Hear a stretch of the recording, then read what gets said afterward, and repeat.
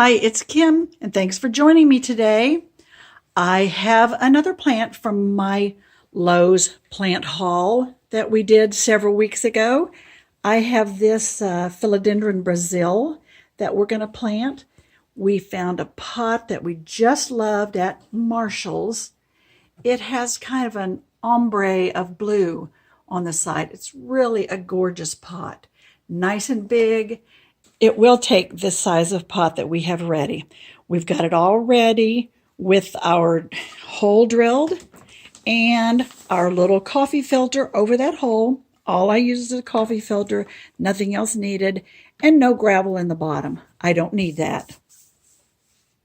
But we're ready to get that planted. Here we go. My daughter's helping with the filming today. We're going to do a really good job with this one. This plant is just so gorgeous. It's called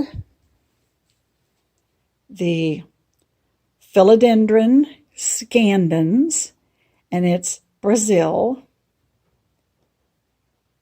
And it does take low light. I have been told that if you notice some of the leaves losing their variegation, to pop them off so it doesn't all revert back. Now, whether that's true or not, I don't know, but we have some beautiful color on these leaves. But let me get it out of the pot and we'll proceed with that planting. Now, this came in the hanging pot, those self-clamping. They're a booger to get off, but I've got that removed so it's a lot easier to get out of the pot that way. But here we go. Look how huge that is. Let me just upend it. And a little bit. Here it comes. Oh, let me save the dirt in case some of it starts to fall. Here we come. Oh yeah, it's good and tight in there. See those nice roots?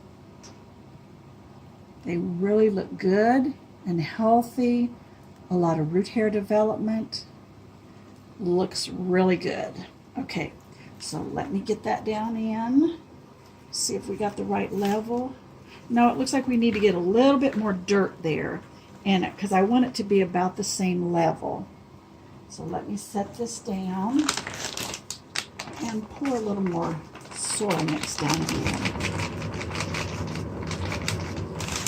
I'm going to add another handful of the perlite. Oh, I'm going to add perlite into the potting mix so we can be sure to have some good drainage. I know it comes with perlite, but it doesn't hurt to have just a little bit of extra drainage. That way, no problem. All right, let me make sure I got all my vines out.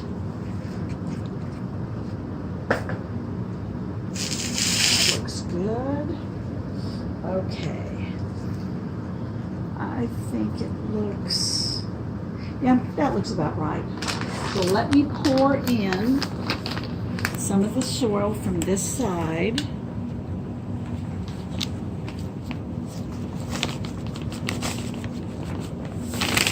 Oops.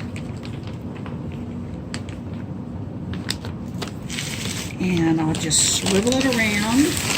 And we'll do the same thing on this side.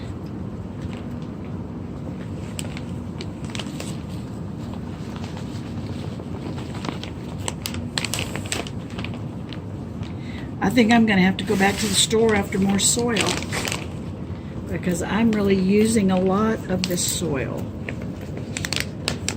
Oops. It's always good to have extra soil on hand.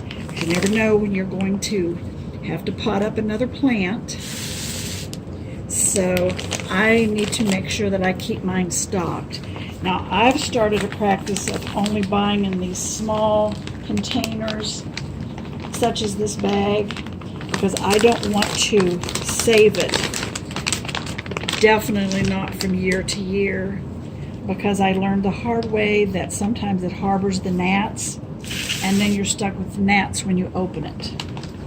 So I've got a big bag that's outside that's going to have to be for outdoor planting. Oops, turn it around. Going to be for outdoor planting because I don't want those gnats in the house. I worked with a bunch of those earlier, but knock wood, we seem to have those conquered. Okay. Now, that looks pretty good. I think everything feels kind of firmly in there. So, now we'll water this and let it stretch its roots out into this container. It's probably got about a 2-inch circumference, or sorry, a 2-inch diameter to spread. Oh, it's really heavy. Let me put this down and we can get a good view of that new pot and plant.